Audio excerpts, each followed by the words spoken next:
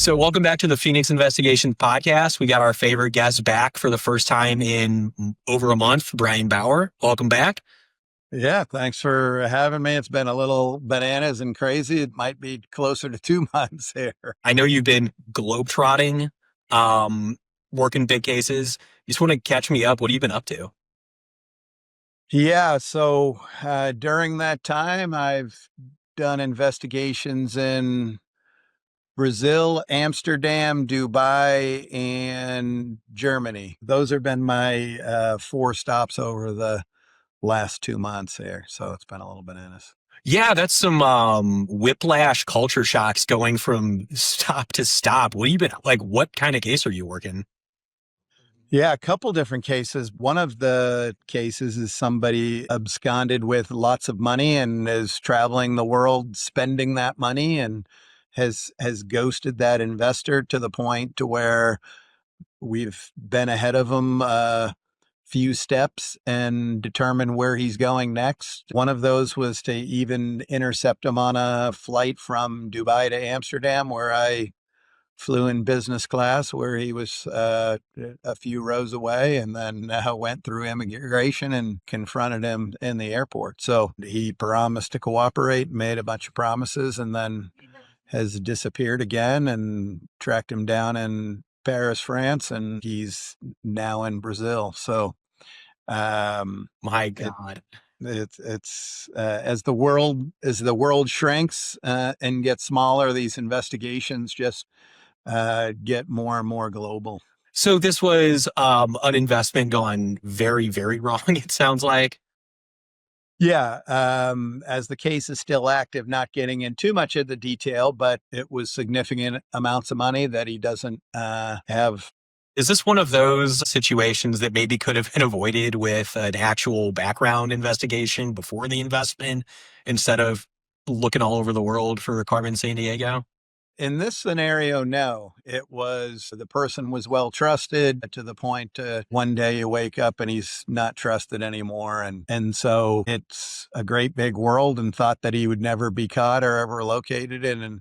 And over the course of 6 months, I've located him in 3 different countries, 3 different times. So Wild. So, I don't want to get lost in this story because I know we've time and time again spent hours talking. This is one of the most exciting topics for me, and I think people watching. For those of you who don't know, Brian's been running PHENIX for 30 years, has seen a lot of things change. And as a nationwide firm on the bigger end, Brian, you obviously have a set of tools and technology that kind of the local guy down the street might not have, or the audience who's used investigators like that might not be aware of. So I just wanted today to kind of dig around in your brain and just kind of understand, what are these tools that you have at your disposal that other people might not? yeah, imagine what your car looked like 30 years ago and what that technology is versus now. When I was an investigator first starting, you thought you were amazing when you could go find where their forwarding address was from the post office, right? And that was a great, investigative technique, to now where we've evolved of everything is data driven, right? As I use some of this technology, and I had today with a phone call with an attorney client, and he's like, this is amazing, but this is uber scary as well. And I'm going to turn off all my locations on my cell phone. And I think what's happening with a lot of investigative firms is they're still living in the dark ages. They're not staying up not only on continue education, but I think we're probably somewhere at just my monthly spend might be $40K on just database driven types of data. And so, the little guy can't keep up on that technology. It's pretty crazy. And I want to start with like the most layman entry level version of this. I don't think that many people are aware, even people who use these phones all day and work technical jobs, think about what they're tracking. Can you hit on just a little bit very simply, like how locations are tracked on these things? Yeah, absolutely. This was a big education eye opener for me, as you see how the data is used and bought and sold.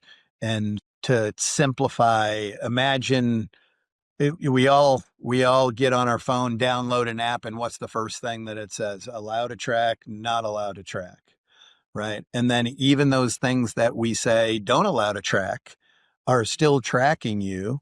You're signing up in those terms and conditions with that data. So in the past, the data was used for Nike to determine your demographic and what sneakers you're looking at to then blast you an ad to sell you sneakers. Now there's third party companies that have gotten very smart and they're buying up the data and using it for investigative purposes. Even when in today's world you use Google Maps, you have to allow Google Maps to say your location in order to show you from how to get to A to B. So that data is now scraped and mined with your permission, by the way, and 100% legal. And then as that data is collected, historically, I can go back for Scott's maid ID address and look to see where did you travel in the past? And it's like a time machine. It's terrifying.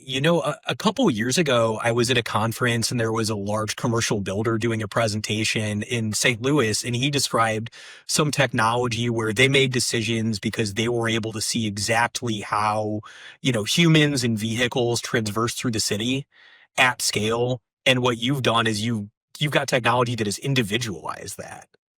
Yeah, I'll give you examples, and I look back and think about all of the internal theft investigations I did and the thousands of interviews and the bad guy saying, no, I was here and I wasn't there. And now having the technology to look and say, ooh, that theft happened on this date and time, man, and you were there. I can put you there. Now, that bit of information is not going to get that person prosecuted, but that bit of information for me to do that interview in that investigation, I know 100% I'm right. And I need to keep digging and then say, oh, tell me about the date of time when you got a hamburger at Wendy's 2 blocks over. Right. And then it's what? Right. And so we're living that right now on numerous investigations where we're working on non-compete investigation where somebody left took proprietary information with their employer, high dollar salesperson denies that he's doing any business. Conventionally, that would be, okay, as a go forward, let's go do surveillance on this individual and see if he goes to one of our customers. Now with the technology, we can look, determine his maid ID address from where he lives, and then from there, blow that up, come out, and then we were able to get all the locations, latitude and longitude. We put it in Chat GPT. It takes the latitude, longitude, and converts that to addresses. We provide that to our client, and they say, oh, 4 of those addresses are our clients. And now we have the date and times, how many they went. And from, yes, they're not only violating, we're on the right track. We need to use this information. But now investigative, again, we're not just taking that data. Now I can go to that company and say, on this date and time, this individual was here. And what is he doing for you? And are you doing work with them? And it's outside the scope of his agreement that he has and he's in violation of. And so it really is a game changer to know where somebody was previously versus just in the past conventionally what you would do investigative wise. Obviously I've spent a lot of time on these podcasts talking to your senior investigators, and everyone you talk to about why is it so great working at PHENIX is they talk about the expansive resources, technology, and the collaboration. That's the real difference maker to me is you get your technical experts in the office collecting, processing all this data, and they just provide an instruction manual to the boots on the ground folks for you. Yeah, 100%. And we're a dog with a bone. We don't want to give up. And ultimately that's the difference between a really great investigator versus somebody that is a data broker, right? It's just kind of looking up general public records, regurgitating that, dealing on those complex issues, but understand and working through what are all these different data points and information we can cobble together to tell the story and to prove what it is that is going to work for our client. So I don't want to demean the mom and pop shop loan investigator because there are some well-intentioned, solid folks out there doing work. But the reality is the way I see it, and tell me where I'm going wrong, is a lot of them are pure service providers where there's public records that, attorneys might have access to, and they'll go to an investigator to do the task for them, go to the public records, tie a little report together and give them in a bow. Fine, not going to get you far. But what you're able to do is be an actual strategist and tie a really big story together. Yeah, we pride ourselves, and you think about it, we use the term special investigation because really most of these complex related situations are truly a snowflake, right? And so versus there's a place for insurance carriers where they're just dealing with volume and they need a quickie background times 1,000 of them, right? That's the Walmart model versus the Louis Vuitton model that we pride ourselves in. But those smaller investigative companies certainly serve a function. Some of them are very good investigators, but the advice that I would give to all my counterparts is if you don't advance with the technology, you're going to get run over. That's just the reality. I think it's really a testament to, obviously there's a chicken or the egg thing. You got that far and you're staying ahead because a lot of times when people start 30 years ago, those are the ones that have a hard time catching up and staying ahead. And then they get leapfrogged by the new entrants to the market. What in you made it such a North Star driving force to stay ahead of technology for the last series of decades?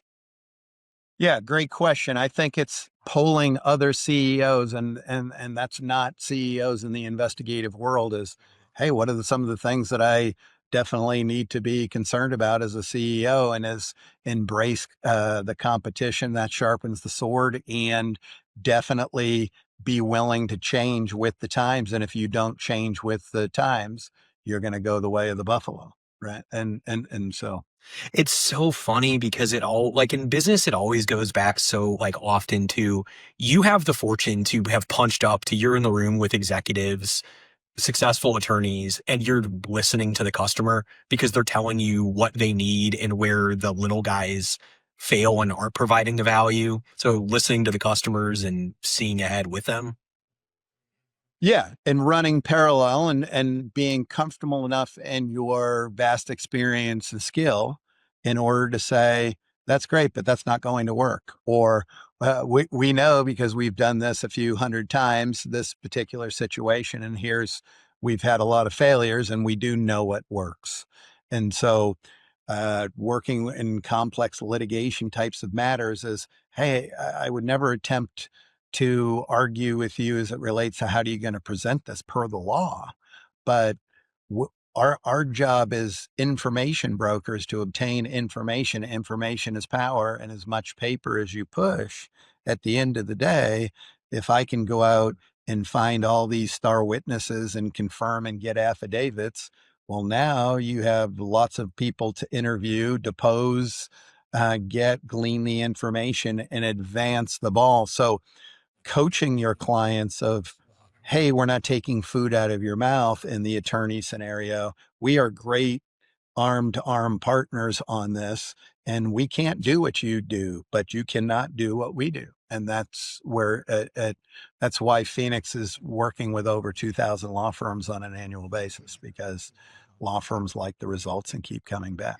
So there's an element where there might be this misconception where the work you do takes billable hours away from attorneys, but the reality is you're giving them the information they need to do more of the work that they're good at and suited exactly for. Is that? Yeah, 100%. I'll get, if it's not weekly, a few times a month where the attorney will say, hey, Brian, I could have never gotten this information on my own, no matter what. Or, wow, this information is amazing. And no matter how much we went through discovery and went and subpoenaed records, this would have not shown up on the radar screen. So I'm always preaching to my investigators, a true investigator, the information isn't on Google. The information is through other people gleaning bits of information, and where that other information people deem maybe not be valuable, that fall between the cracks, to cobble that together and put the puzzle back together. That's such a good phrasing, is falling between the cracks, because, I obviously talk about, to my friends and family about working closely with you guys, and they ask me questions about what they do. And that's kind of what I've said is like when police or attorneys or the internet doesn't give you the answers you need, that's when you call a Phoenix to find it between the cracks. Yeah. And you'll hear this term in our industry a lot. And I beat my investigators over the head with the term, which is search, right? Oh, we do an asset search, or we do a background search. No, we do investigations, and search is something that you put in the toolbar and you hit enter and it spits something out. So I think to overcome that with a lot of clients is, from a banking perspective, can you get all their bank? Oh, it seems fairly simple, and we just need their banking information. Well, that's not simple, and there is not a database where I can put your name in and hit enter and it spits out your bank accounts. A lot of it is reverse engineering, getting lots of different data, permissible reasons and purposes, and from compliance. So it can be, somewhat complicated, but sometimes the end result with spending 5K on an asset search and finding a bank account with $1 million in it and levy on it is, a great rate of return, right? And so it's that value driven proposition that I think a lot of our industry is guilty of watering down what we can provide and add. And so, there's an old saying that I say is, sometimes certainly attorneys view us lower than whale shit, right? At the end of the day, it's through education, but more importantly, what is that work product that you're providing and those bits of information that you're putting together that really move the needle and, to use your term, punch out? Yeah, I believe it was your senior asset search specialist, Joel, I spoke to maybe a month ago when you were, fooling around in Europe. He was talking about asset search in that, you can go and get a bank record. That's an asset search, and you could have 10 individual elements there. But the true investigation is weaving together all of these different pieces of information to draw a conclusion that can be acted upon. Yes. And this is the lineage from a background check. And I just had this conversation with a VP yesterday. Hey, Chase Bank is hiring a new CFO. How much would you charge me for a background search? And they say $1,000 per individual. And then my real life example is they're looking for that CFO, and I charged $110,000, right? But the reality is it's nowhere near the same product, right? So we put it in this basket of, oh, it's a background as a background as a background. No, these individuals are going to pilot the ship for a $500 billion company. And so as we do those, and that person is going to be at the helm, we were determining where they traveled internationally, who they're associated with, political affiliation, Twitter feeds. What did they say? Have they said things controversial? You're weighing through all of those things. Did they have businesses that, in this case, they ran businesses and filed for bankruptcy? This is the person that's going to be over a $500 million, or a $500 billion entity, right? And so that's the value proposition. That's where you just can't compare apples to apples. And that's where I think a lot of investigators fall down, is don't determine what really from a discovery and what is truly needed and the importance. And so one of the individuals that was a train wreck was actually my client was going to hire them. And they said, oh, please, oh my God, don't tell me that. We kind of quasi gave him the offer already. And it's, hey, you're more than welcome to go ahead and hire this person, but they are not qualified with their background, and that's on you. And then they said, no, you're absolutely right. This is why we did it. They went with another candidate. It seems like a significant spend to a lot of investigators, but there was a lot of manpower and work that went into that. And the client was over the moon happy to thank God we didn't step on that landmine. Um, so, so that's a huge disparity from four individuals at $1,000 each to six-figure investigation, right? And there's a lot in between. And so inherently, that's where we pride ourselves in understanding and hitting the mark. Brian, obviously you and I are both businessmen at obviously varying stages of our career. And those are business people are the types of people we associate with. And we have heard individually countless terrible stories of deals gone wrong, partnerships gone wrong, investments gone wrong. And I always think the number one thing that people don't do that they should do is due diligence the right way. We hit on it over and over and over again because the value of avoiding catastrophe is incalculable. What's the term? Ounce of prevention is a pound of cure, right? But I've seen that throughout my career is, yeah, we don't think that there's much risk there, even though not a big spend, and we'll go forward. And I'll smile internally knowing that eventually you're going to come back and you're going to pay a six-figure investigation because you had that oh shit moment that erases 100 attaboys, right? And so unfortunately, there's clients that just don't put the effort into it, and oftentimes clients are coming to us with the problem, and we're solving that problem. So I think that's a good segue. I want to circle back to a thing you and I have hit on, I think, a couple different times is like a lot of what experience is doing it the wrong way, running your head against the brick wall and just seeing your skull open up.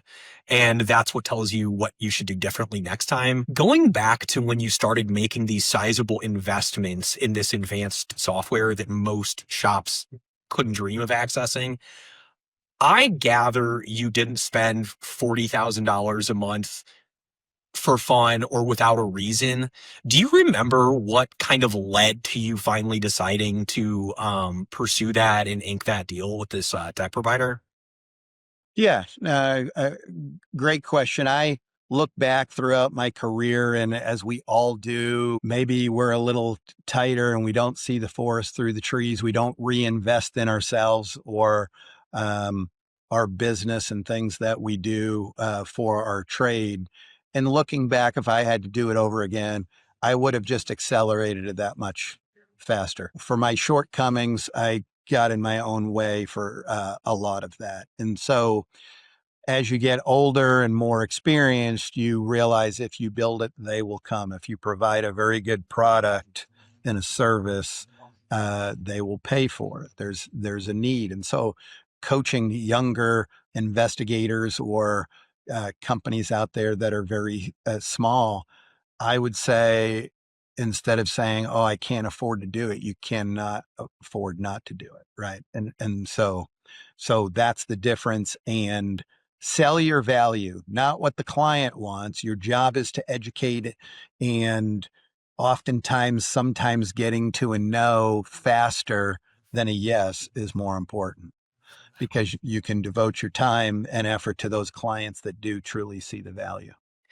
It's really interesting. Like, I think that you hit a good point is a great set of tools is not valuable to someone that is not a craftsman that knows how to use them. And in the same token, a master craftsman can't work without his tools.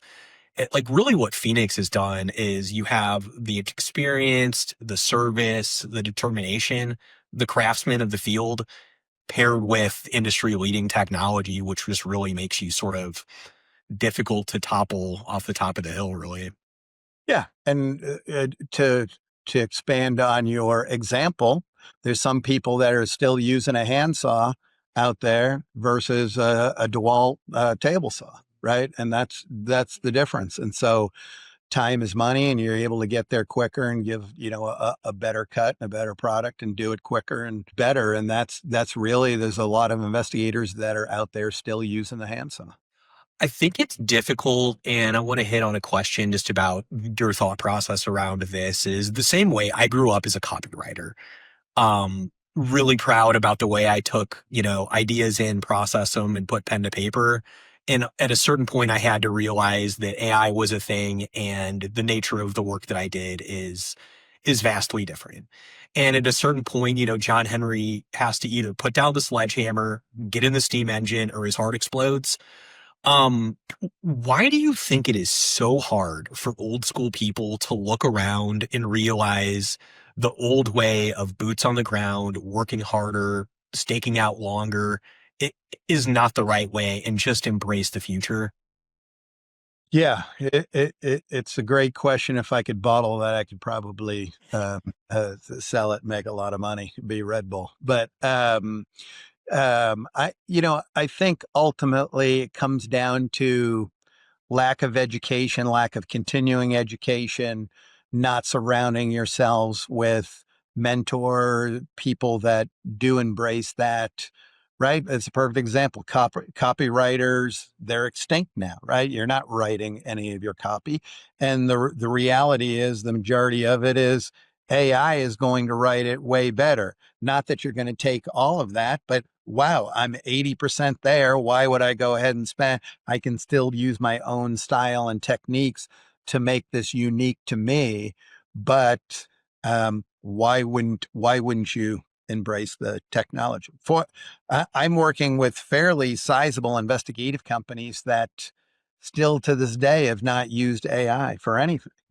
And so they might be giving a summary of a 3-day surveillance in a 1-page report, and you could put in all the particulars from your field notes, and AI will generate a pretty darn good report. Then you can edit it and clean that up. Right. And so we just had a case, one of these cases that I was dealing in Europe, and how it led me. One of the girlfriend posted a picture in the forest where she was at, this particular funky looking mushroom that was, this and that. And I told the investigator, oh, put it in AI and see where that mushroom grows. And they laughed out loud and said, no, I was saying, no, I'm serious. Well, this particular mushroom said it only grew in this particular place and only grew during this particular time. And we were able to take that and cobble other information and determine this person was in Paris, France. Again, what a bizarro Orwell type of world we're living in, but it is invaluable, some of the things that it can obtain. I think it's interesting that it seems to me that some investigators, and obviously this applies to countless other careers, they mistake what their job is. Like, the job isn't to look up mushroom encyclopedias or examine data tables. The job is to get the information that solves the problem, and the tools or the process are immaterial to the customer. Yeah. And it's once you become closed minded and you just think the 4 steps that you do each and every time is the end all be all, is the day, you're either growing or winning, or you're going straight to the grave. Right. And so you have to have that winning mindset, that you're always willing to learn, open-minded to learning new techniques. And that was a hard lesson for me early on. Um, I was too busy chasing down work and I didn't believe in spending time with other associations or mentors or this and that. Hey, I'll just grind, I'll figure it out on my own. But looking back, I probably stunted maybe 10 years of my career thinking like that. And so I'll give you an example. When it comes to technology and experience, when the internet first came about, this is how old I am, but the internet was not really a thing, and people weren't, viewing that, and I didn't view it the same way. I didn't embrace that. And only years later, I began to communicate with clients via email and marketing. And it really leveled up my business. But I thought, boy, if I was smart enough to do this 5 years ago, I would probably be at a 10x, right? And so I've made many of those mistakes as well, and continue to view it that you're never too old to learn, and you better keep learning.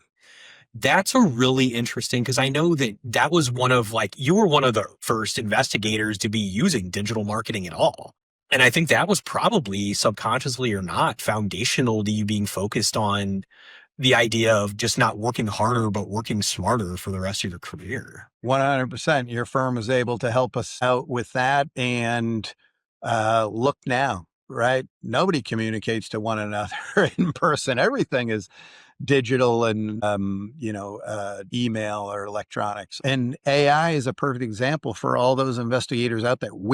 This is the internet 2.0. We're still at our infancy. People think, wow, AI is a done thing. We are just getting started with AI. And 5 years from now, 10 years from now, we're flying on spacecraft and you have your robot cleaning your home, whatever. Right. And so as an investigator, you have to be a pioneer and get in sooner than later and embrace that. And if you don't know that, go take some classes, go get some continuing education. Slow down to learn that, because you will be able to level up. Subject of mentorship, obviously, while you were gone, the last, 6, 7 of these podcasts I've done with your senior investigators, and I do not want to tattle on them, but I will. They all do look up to you and speak highly of you as a mentor and do seem to consistently point to you as the technology advocate in the organization. How do you balance being a player coach? Yeah, sometimes it's easier said than done, but I try with all my people to just lead by example. So there's not one thing that I would ask them to do or have asked them to do that I haven't done maybe hundreds of times previous. Just kind of being able to coach and give them the insight of, you're confusing activity with accomplishment. You're not accomplishing anything just because you're active. So here, focus on this. Here's the task at hand. And as an investigator, why are you getting in the weeds? That's not the mission. What is the client's mission? Okay. Did you do initiative 1, 2, and 3? No. Okay. We'll go back to square one and try to figure out what these initiatives and solve this is. So, as much as I'd like to take credit for, being a forward thinker, I do have some great investigators that have introduced things to me and technology, and at times say, boy, this is pretty salty to pay, $8,000 to get this bit of data on a monthly basis. Right. But as you get into it more and more, now you view and say, oh, this is invaluable. I can pay for this potentially in one investigation, and everything else, it is gravy. So, I pride myself on picking good people, and I have good people, and so they've been as much influence on me as I've been on them. Your people are awesome. And clearly there's a culture of effort, client focus, service, and really outcomes and results focused work. But to your point, working smarter is how you get a faster result more reliably that other firms could not. You've got a lot of different tools at your disposal that I know you're not able to talk about in detail. Can you just give me an overview of some of these things that you have at your disposal that you've brought into PHENIX or some of your investigators have advocated for that have moved the needle for you? Yeah, there's one powerful piece of software that is not cheap, but the data that it mines is mind blowing. And so that was brought to me, and I had to do about 6 demos because I had too many questions with the software provider. But as it takes bits of pieces all around the world, so you went on vacation, you put a tweet, out there. It'll show you tweeted it on this date and time. You were in Dubai. It'll break out what the tweet is. We have a investigation looking into a Seoul, South Korea company.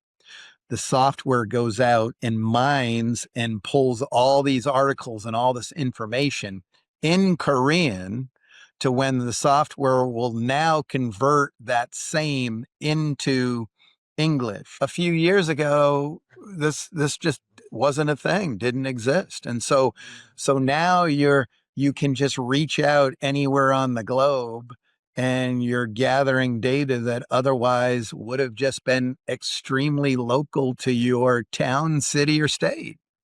And so to be able to provide that, and sometimes that bit of information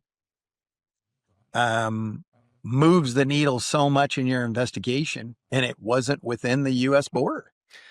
God, that's crazy. It's an even bigger extension that, like, obviously almost every professional setting, yours included, there's this element of document review that is a necessary evil that even if it were available in the United States, you'd still have to pay for table time for someone to read and analyze all of this. And it's just the summary and context is just right to your doorstep. Yeah, not only that is it, this example I gave you, it generated an 82-page report with all of this data.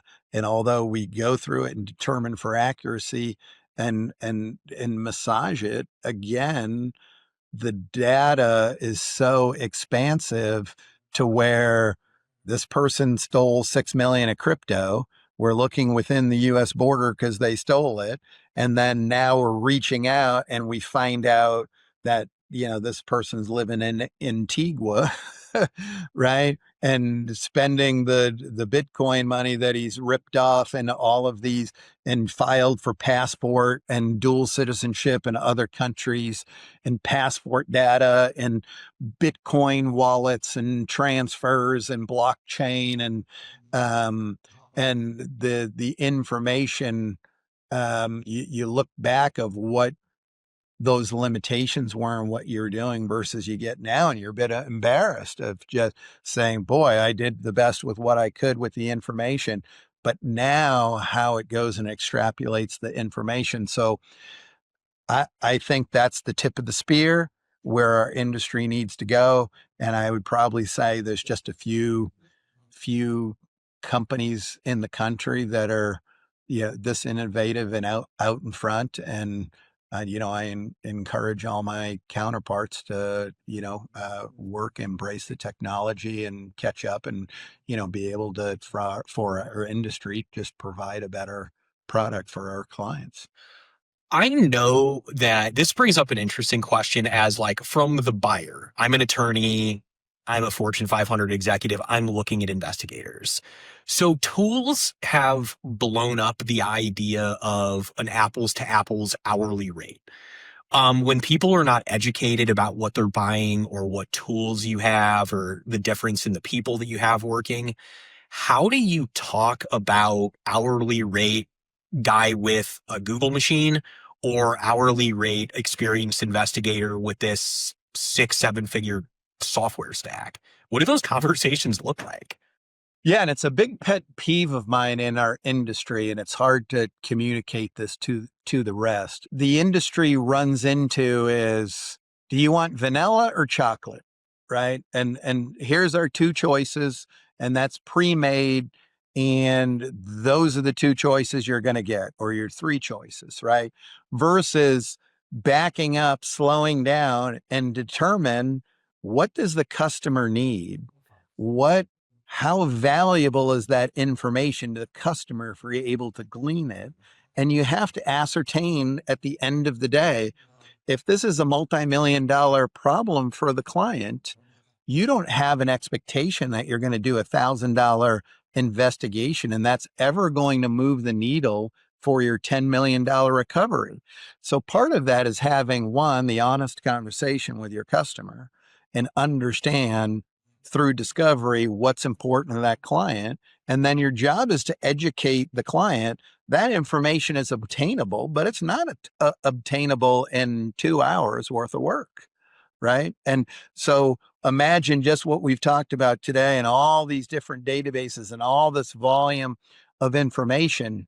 That takes time to know where to look, how to search for. And then once you're getting all of this avalanche of data, how do you process it? How do you distill it down and use that information to help the client succeed in their issue? It's no different than, how do you justify paying that professional athlete $6 million a year to catch the ball, right? That moves the whole machine. And if you can go and he can score so many touchdowns and catch so many balls, it's very similar. And most investigative companies now are stuck in the mud of that. Here's the two choices. Here's the fixed fee each and every time.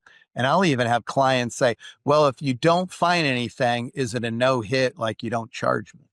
Right. And that's a situation what the industry has created. And that's created because I'm running a dollar report.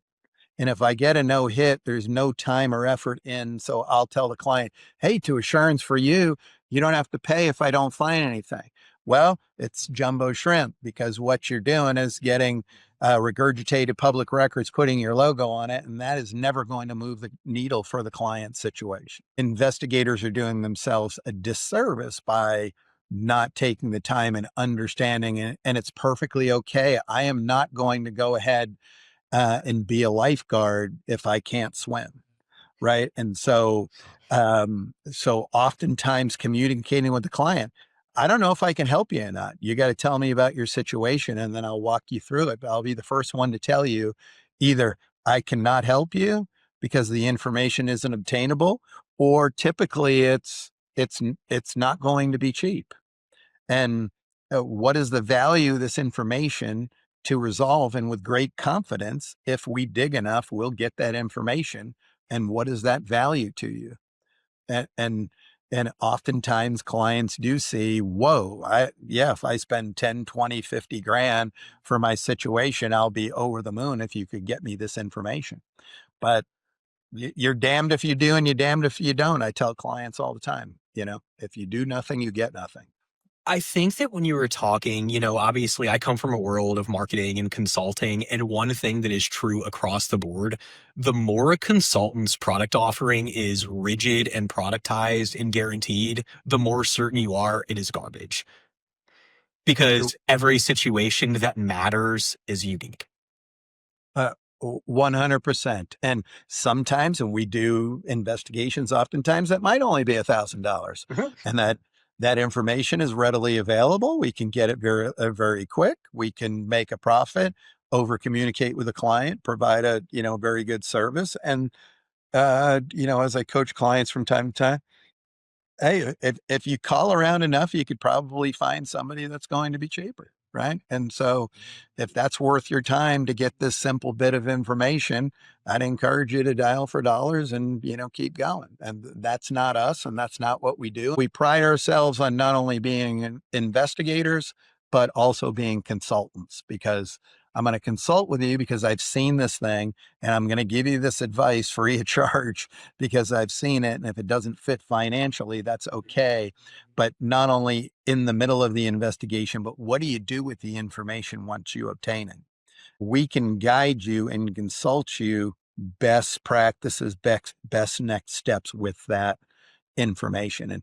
And that's where it's wildly important, and how we litigation support, that term is thrown around, but we are true investigators and we support attorneys, and oftentimes walk the attorneys of like, hey, I'm great for the law, but I've never run into this. What have your other corporate clients seen and done, and can give them first world guidance on that to just get to a better outcome. To help people who are already successful and far along in their careers, you often have to have really challenging conversations where you push back at assumptions to people that are less knowledgeable about your world than you are. That wears down on people, and that's how we get contractors and consultants that just do what they're told and then pass paper in circles. Is that how it is for you? Is you just take the extra time and distress to talk as a strategist and are unafraid to challenge the types of clients that come to you where they've bowled over investigators in the past. I believe you're doing your client a disservice by not being forthright and honest and trustworthy and being straight and giving them the medicine directly. And sometimes clients are frustrated with their situation and don't know how to get out of it and be able to guide them and explain to them, as we all do as consumers. We go in and we think, oh, we're going to buy a set of tires and it's $50 a tire, to where we're quickly educated that, whoa, it's $500 a tire and here's why, and here's the circumstances. And yeah, okay, I can't be mad at you because you're charging $500 a tire. I just miscalculated what that is. And I see the importance and the value of keeping my family safe while I'm driving in my car. So I still need new tires. It's a lot of that, of educating the client of, yeah, you can't get there from here and it's unrealistic, but let me educate you in why. And if you still make that conscious decision, we absolutely respect that. But we are not going to compromise or cut corners or water down ourselves or our profession, giving it to you for a ham sandwich. When the stakes are high, do it right. It should be obvious to everyone in every situation in business. And your firm is cut from the same cloth, right? We've had these conversations. You're only going to do it if you can move the needle for your client. You do a very good job with that, and you have other opportunities with clients, but you recognize, hey, we only have certain bandwidth, and we want to work with those A-tier clients that see the value, and you're not going to compromise on that value. And that's the perfect business model that, I would advise any CEO to take. Yeah, I mean, for the people watching out there, I think that's just a loud signal to, like, if you want a premium service, you have to go to a premium provider. You're not going to get a premium service from a crap provider, no matter how much you want it to be the case. What I'd like to, before we close, talk about what we have on tap for 2026, and how we're excited to uh, bring some other CEOs of some other juggernaut investigative companies. We have a few attorneys, some of these technology providers, and so we're really looking to upgrade our game for 2026, and bring our viewers some amazing educating content. This is really exciting. And obviously, this is a content we put out every Friday. We put a lot of effort in this. And Brian, your time is not inexpensive. And the big dogs you're able to bring to us 2026 are, they're busy, high value folks. So if you want to see content like that, just like and subscribe. You'll get notifications for new videos we put out every Friday. And the types of big hitters they're going to be on. So we're really excited to have you back. I know we're eventually going to lose you again for a period when you're out boot scooting around the world, but excited to bring in your associates. Yeah, absolutely. We're looking forward to 2026 and leveling up again, and we're all going to crush it. So, Yeah, I have a feeling that 2026 isn't the year you stop pushing aggressively towards the top of the industry. So, yeah. Mm-hmm. Brian, thanks for the hour. It was awesome. Looking forward to following weeks. Happy holidays. Absolutely. Look forward to the next one.